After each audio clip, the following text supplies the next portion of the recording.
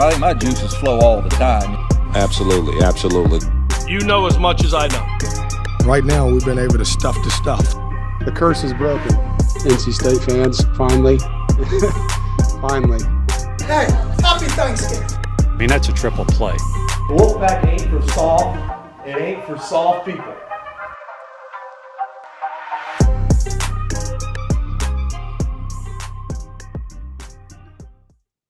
You're right, Phillip Rivers. Wolfpack ain't for soft people. Truer words have never been spoken because we now have reason number 7,618. MJ Morris on Tuesday decided that he would be redshirting this season, which means after playing in 4 games and NC State winning 3 of those games, he will not play in the final 3 regular season games. That means will not be in Winston-Salem on Saturday afternoon to take on Wake Forest, will not be going to Blacksburg to take on Virginia Tech, and will not close the season against North Carolina the Saturday after Thanksgiving at Carter Finley Stadium. I think the word that best describes all of this is unusual. I think it is perfectly NC State to be on the cutting edge of the next thing in college sports, because remember, we have instant replay in football because of T.A. McClendon's goal line play. Because remember, we have the grad transfer rule and was made famous by Russell Wilson, who left NC State and then went to Wisconsin. And now we have players in November deciding to protect their eligibility for name, image, and likeness purposes, which is what MJ Morris is doing, wants that extra year of eligibility. And he's allowed to play in 4 games, played in the 4 games. Like I said, helped NC State win 3 of those games. The timing of this, though, man, it is unusual. It is weird. It is almost, though, perfectly NC State. It was relayed to me early in Boo Corrigan's tenure as NC State's athletic director that he didn't like it when I said that NC State can't have nice things. Well, this is another example. NC State, they thought they had their quarterback of the present.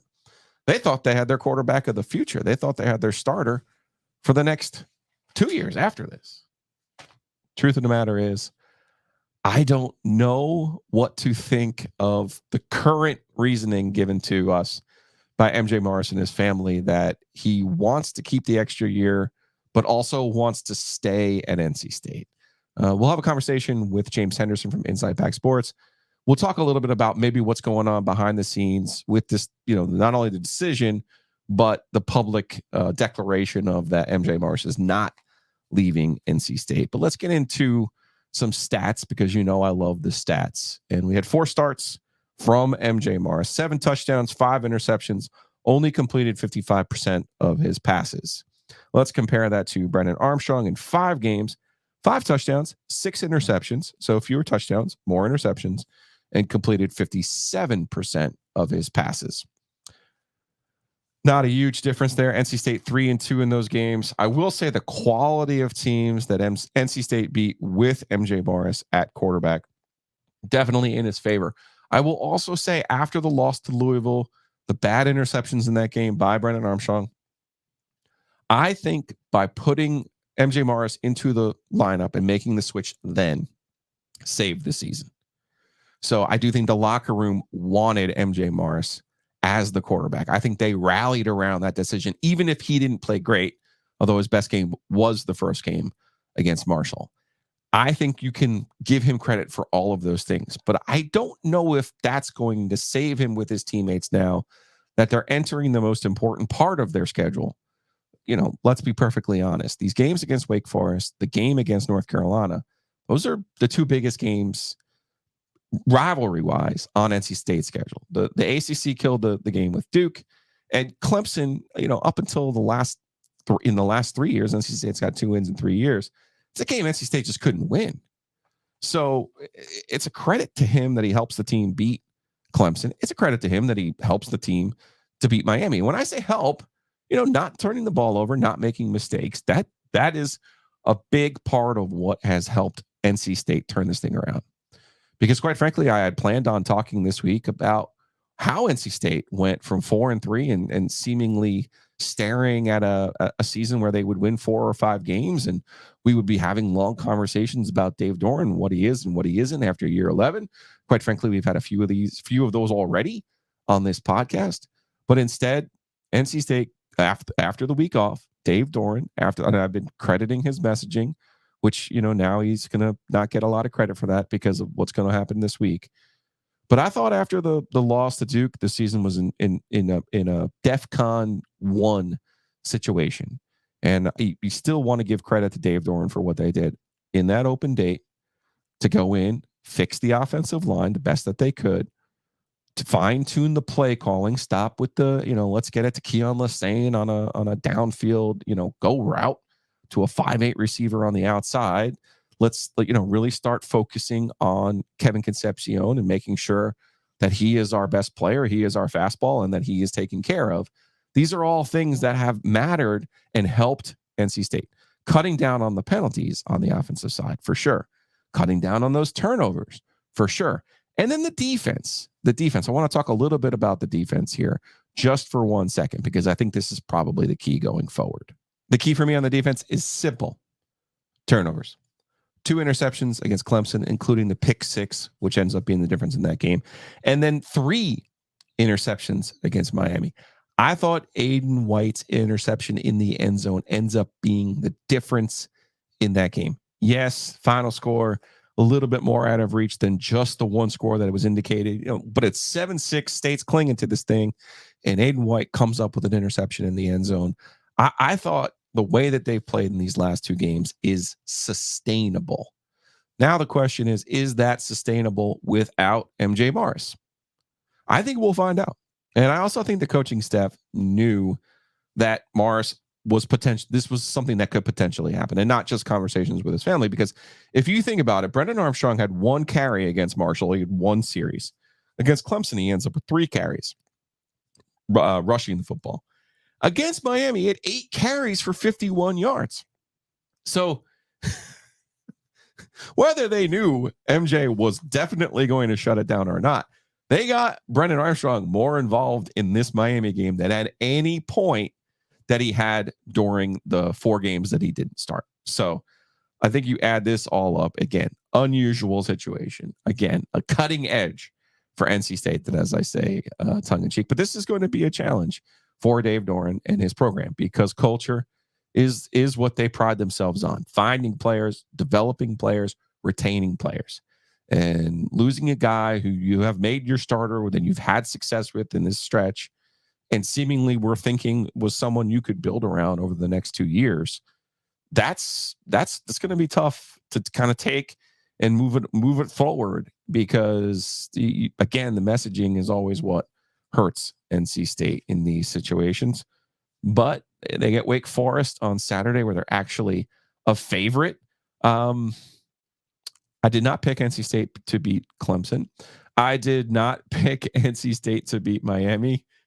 When I come back, I'm going to give you my pick for Wake Forest. But first, let's talk about the best way for you to enjoy your tailgate. Do you know what that is? Wings Over Raleigh. Right there, Hillsborough Street, right across from UT, wingsover.com. Order. Ryan Malley's got, number 1, great wings. Number 2, great wing flavor options. Number 3, free parking. Yep. Right there. You know how important that is on Hillsborough Street. Right there on Hillsborough Street. Order online, wingsover.com. Go pick it up. Tell them that Law of the Wolf sent you. The OG sent you. Appreciate everyone who's gone over there. Appreciate everyone who's just realized, hey, you guys don't miss on your food recommendations. Wings Over, add it to the list, and make sure you are the star of your tailgate. Do you know who is the star of his tailgate every single week in the RV lot? Hayes Lancaster. Mosquito Authority, Pest Authority. I know you're thinking here, Joe, hey, the bugs, it's cold. Don't worry about it. No. Think about the dry spaces you're trying to store things for the winter. Maybe it's under your house. Don't want mold. You don't want mildew. Not just because you're trying to put a lawnmower under there or some old clothes. You want to make sure you protect the value of your house. Those are things you don't want to deal with, mold or mildew. The 360 moisture barrier is a game changer. So go to bugsbite.com. Check out all of the different options that they have. Punch in your zip code. You're going to see some ways to save some money. But trust me, I have the 360 moisture barrier under my house. My house was built in 2005. I have a fairly good sized crawl space there. It's really a walk-in space. So I definitely needed the help from Mosquito Authority, Pest Authority. Also, I had some mice because when it gets cold, the mice want to go up in the attic. Well, Mosquito Authority, Pest Authority took care of those too. So in short, help yourself, help protect your home. Check them out. It's bugsbite.com. For those who are watching on YouTube, I'm going to let Kelly Fitzgerald handle this part of the ad for Home Field Apparel. Because when you look at these new satin jackets that Home Field Apparel has, you are going to be in love. They've got the slobbering wolf on the red satin. You can't beat it. Check it out. Do what Kelly did. Punch in that code OG23. Save yourself 15%. Yeah, check out that slobbering wolf. Red with those white buttons. Very, very nice. Go to homefieldapparel.com. Order your own. And again, use that promo code OG23.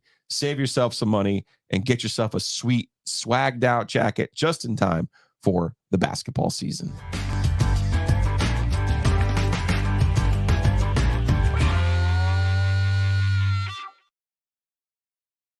All right, I mentioned I was going to do a prediction for this game. I've had some fun through the years making predictions for this specific game in Winston-Salem. I'm going to show you a clip, thanks to Ethan Hyman, from the News and Observer from our work in 2019. Maybe my finest work. You'll enjoy my hairstyles for sure.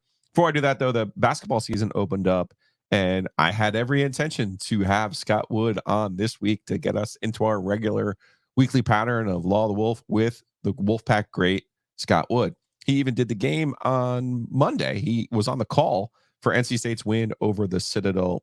State win 72-59. He was on the call for ESPN Plus. So really looking forward to having Scott on a regular basis on Law of the Wolf. As you might imagine, with the news with MJ Morris, decided, all right, you got to pivot sometimes. So we will have that conversation with James Henderson from Inside Back Sports.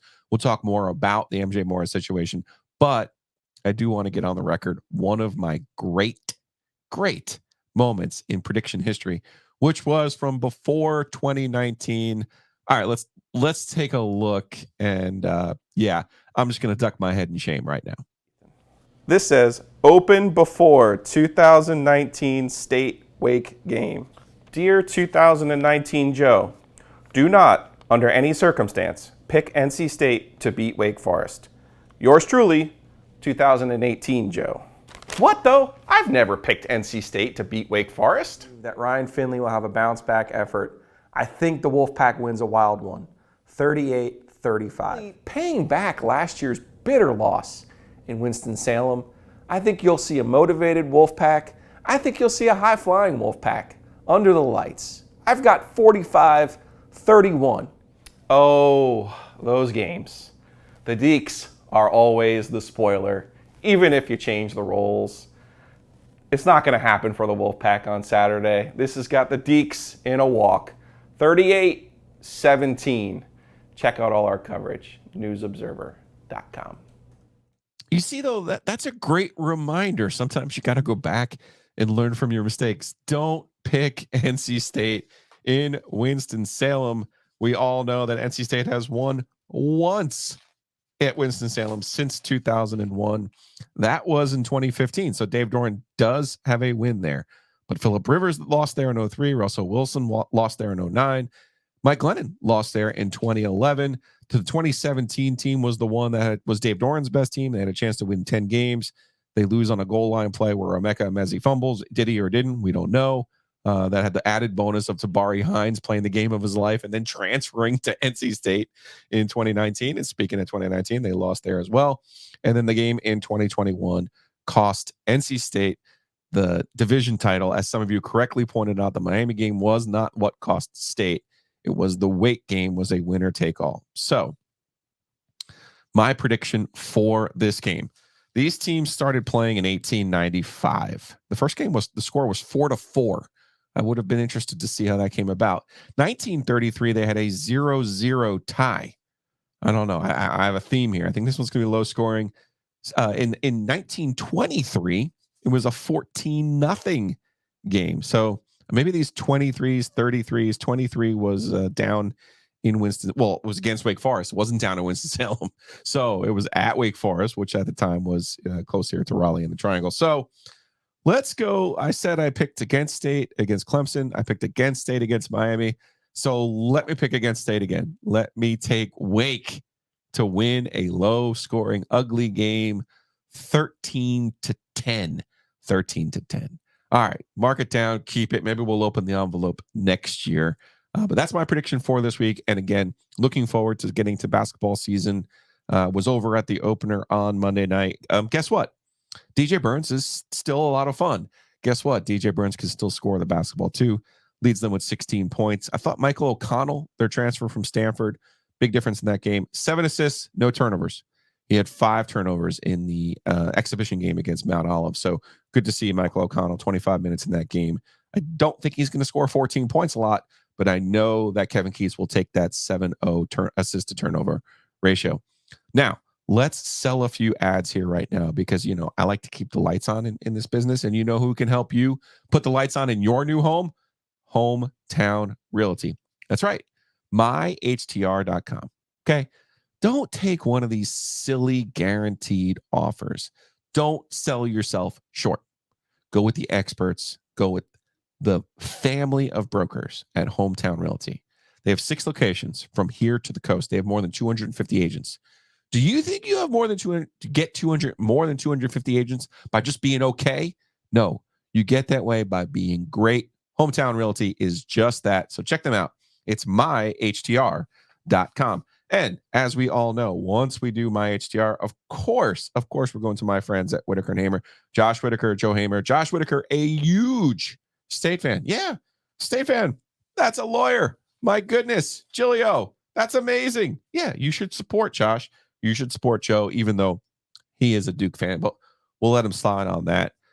Whitaker and Hamer, they have the world's greatest URL, wh.lawyer. If you're going to close on a house, if you're selling a business, any kind of contract issues you have or family law, check them out. Again, the world's greatest URL, wh.lawyer. And you already know what I did before the OG tailgate. I went over to the Breeze Through right there on the corner of Edwards Mill and Trinity. Can't miss it. They have the best dark roast coffee in town. Even better, you can get it at all times, unlike certain chains where they only sell dark roast in the morning. That's a bonus. Maybe you're going to tailgate for the Carolina game. Get your ice, get your beers, get your coffee, get those high protein snacks, get those salty snacks. They've got it all. They also have great new hats. Gas station beer. Yes, get yourself one of those hats. Breeze Through. Big thanks to Adam and his crew over at Breeze Through. Couldn't do what we do without him.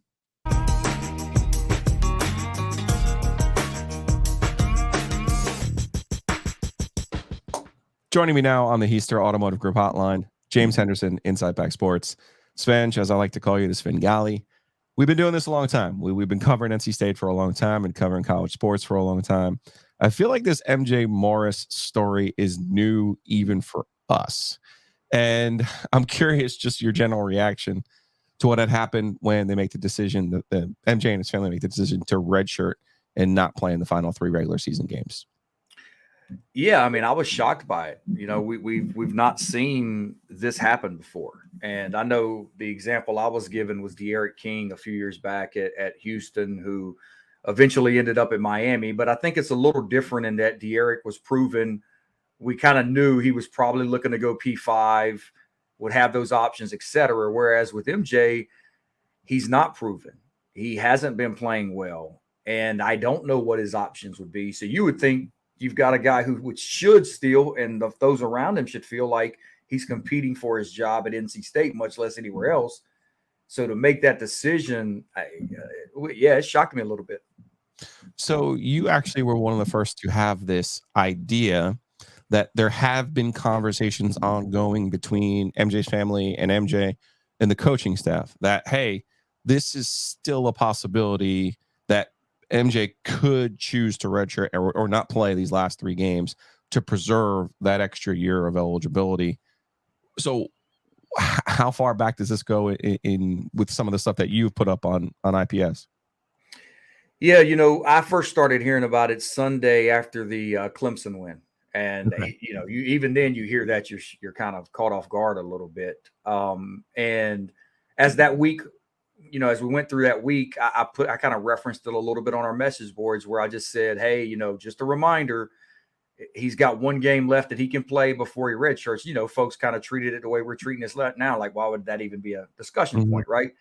And so kind of behind the scenes, I was hearing it was one of those deals where it's like, maybe, well, let's get through Miami, see what happens, go from there.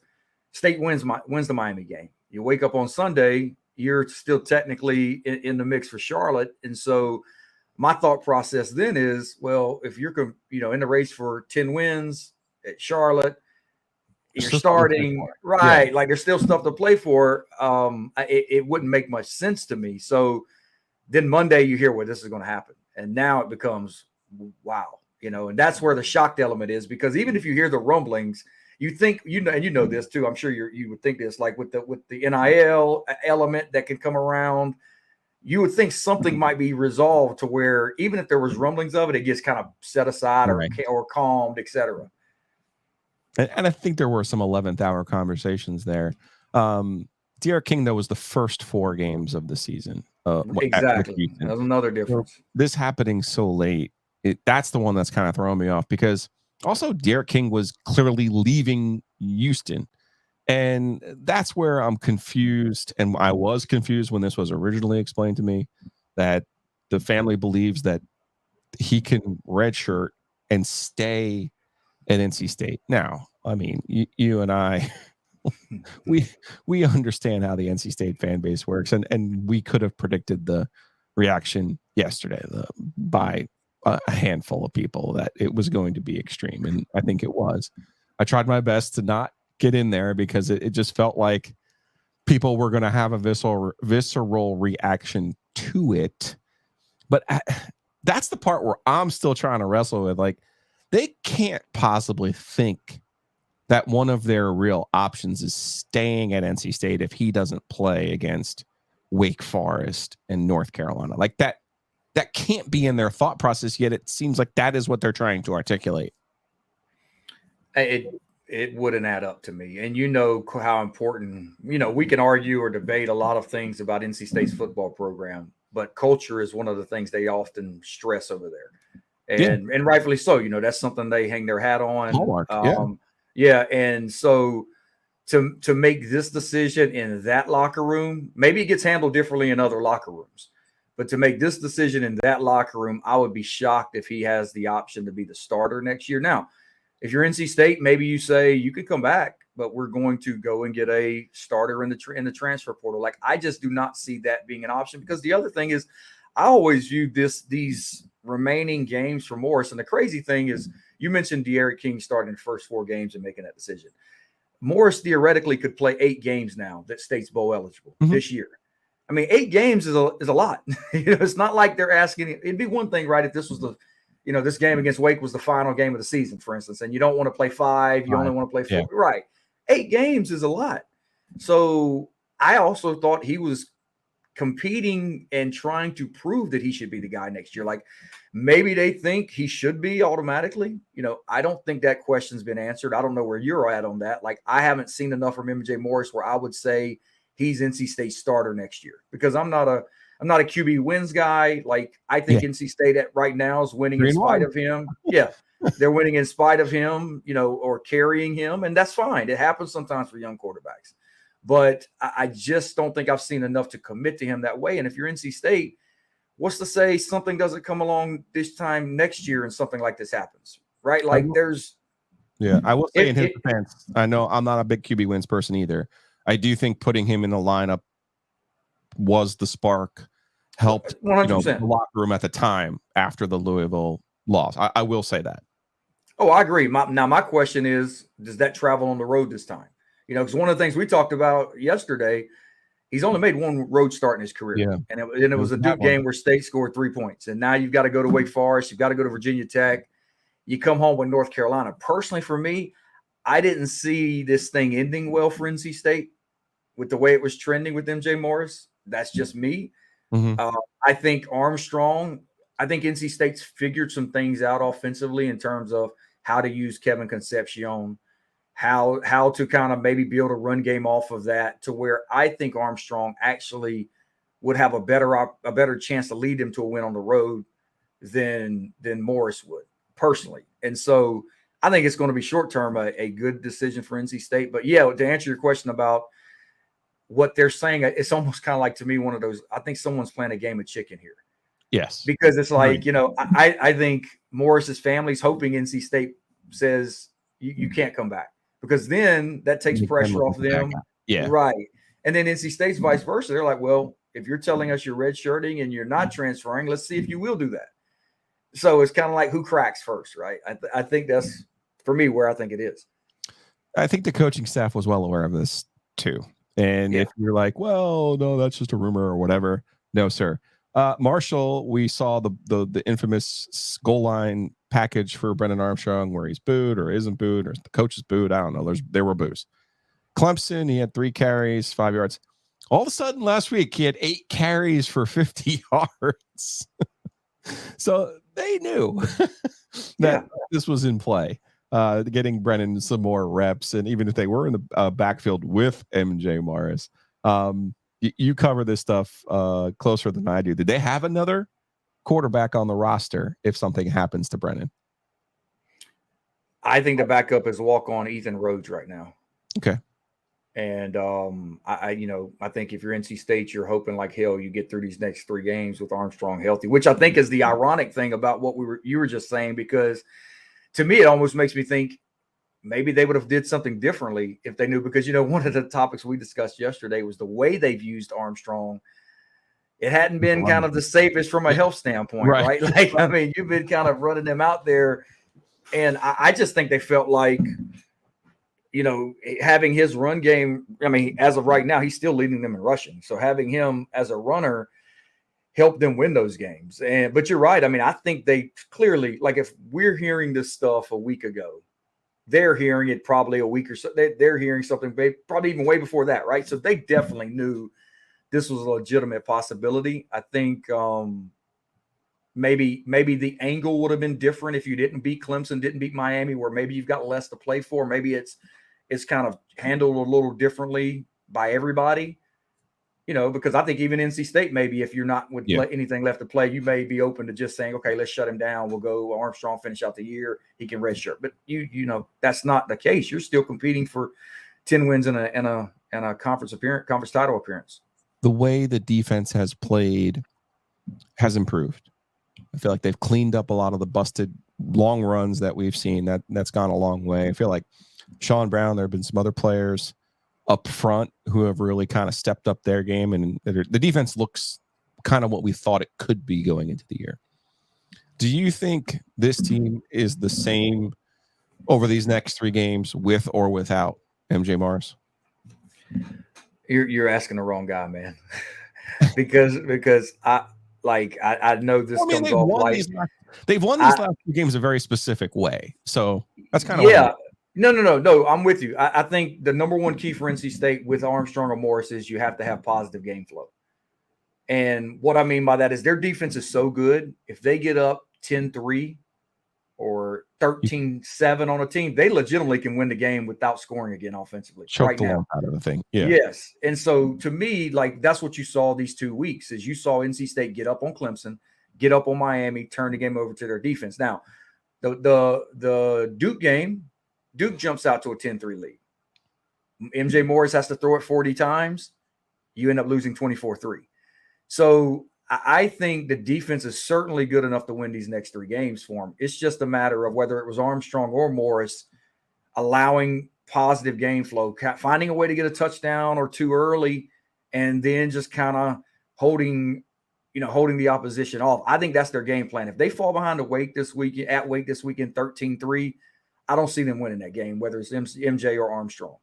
Because you're right. I think this is a defensive-minded, Dave's teams. They're going to be built around their defense. I mean, this is a defensive-minded program. It's built around the defense. You got to put that but you got to get them a lead to where they're a factor. Because we saw at Duke. I mean, once Duke got up, they just ran the ball. They threw it 12 times that game. They had no interest in trying to do anything.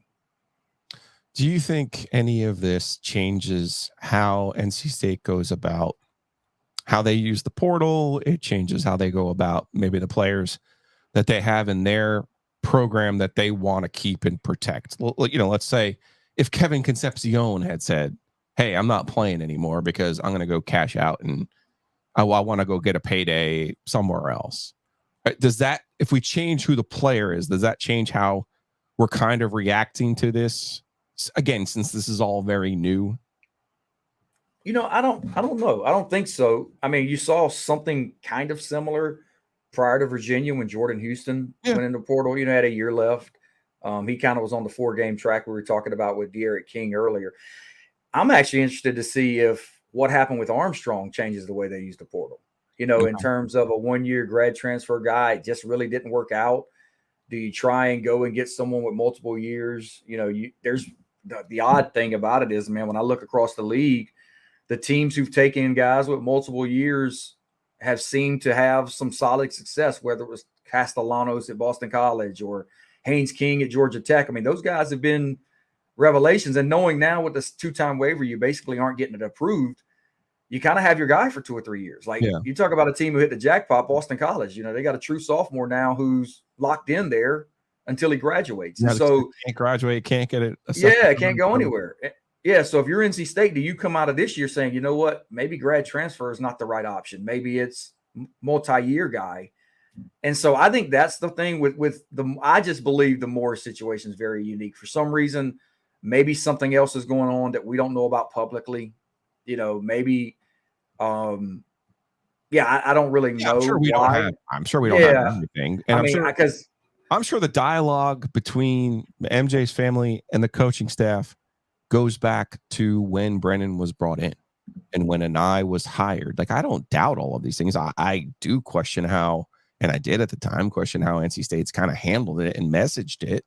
And they're going to have to deal with it this week. And I knew what was going to happen this week was they weren't going to say anything because remember the Sun Bowl where everybody and their mother knew Bradley Chubb wasn't playing in the Sun Bowl, but they refused to say that Bradley Chubb wasn't playing because they felt it was some sort of competitive advantage that Arizona State with no coach was somehow going to get one over on them, that if they knew that Bradley Chubb wasn't playing. So I understand their mindset, but it's going to be interesting to see how they kind of handle the messaging on, well, Dave will talk Thursday. Yeah. And then Saturday after the game, maybe he'll be able to expand a little bit more. It's a tough situation. I mean, I like you said, the culture at NC State actually is their strength. And I said, Dave's strength has been identifying players, developing players, and retaining players. Think about how many players, that don't go into the portal or haven't gone into the portal for State. So that is a strength. So I think it is a tough spot for them to be in. But I like your point there. I do think there is a little bit of chicken going on. It's like, okay, well, you say you're staying. Well, you want us to be the bad guy, or do you want to be the bad guy? Right, because if you're MJ and his family, I mean, they have to know if he goes into the portal. I mean, there's going, like, if I'm an outside program, I'm going to investigate what's going on here. Yeah. Why would a guy quit with things on the line? Why would he stop playing for you, et cetera, et cetera? And so I think they want to maybe put that on NC State to make that decision. And I think NC State saying, well, we really don't have to make the decision. We'll get through the year. You don't have to play. We'll let you do that. Yeah, see what happens. I did not have a problem with them bringing in Armstrong. I thought the injury to MJ last year was unfortunate because I didn't fully believe he got a chance to prove. Yeah. Yeah, he didn't prove. I mean, he made 2 starts. You can't go into 24 or 23 this year with him being your starter after making 2 starts. It's the same reason why I think it was actually all of this ends up to be a blessing in disguise, I think, for NC State and maybe for MJ. Because if Armstrong was great, we never see MJ this year. What do you do? Like, if you're NC State, what do you do in the offseason? Yeah. Are you coming back with him as your just starter, not knowing if he's good or not? And like now, I think at least they've got some sort of answer to that up to this point of what they can or can't do based on his performance. And so, I believe they know. I count on you to find the positives in all situations. There you go. You just did it. Give us the website, all those good things. You do such a great job covering all this stuff and keeping everybody updated. Yeah, man, you can find us at InsidePackSports.com on Twitter, I still call it Twitter, Joe. I don't Yeah, know what me you too. call it. Yeah, okay. At Inside Pack Sport. I'm not a big Instagram guy. I'm kind of too old for that. So, Twitter and the website, InsidePackSports.com. Appreciate it. James Henderson, appreciate your time. Check him out, InsidePackSports.com. The Wolfpack ain't for soft. It ain't for soft people.